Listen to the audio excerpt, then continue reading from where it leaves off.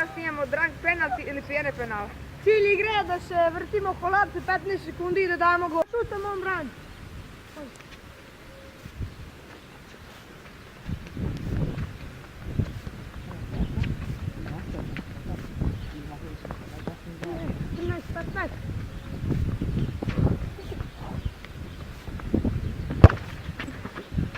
Da ja šutam, on brani. Out! Može.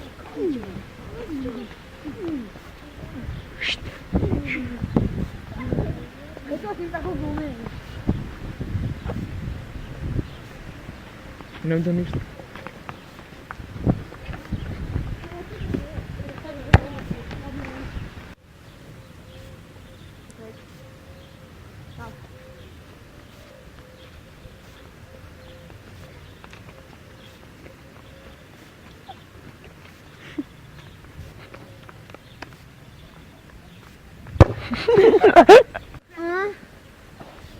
Sad da šuta Zlatan.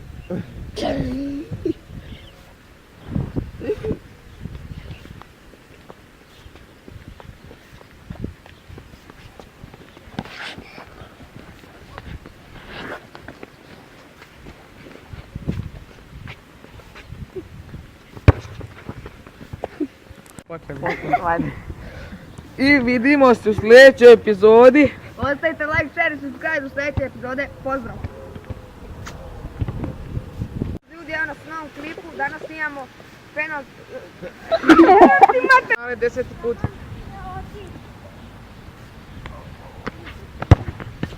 Što radiš, dečko? Rekao šuz. Ja.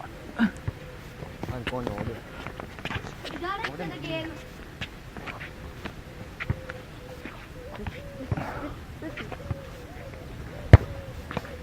Jebem. Jaaaa! Pičko! Jebem vas. Evo. Ajde Zlatan.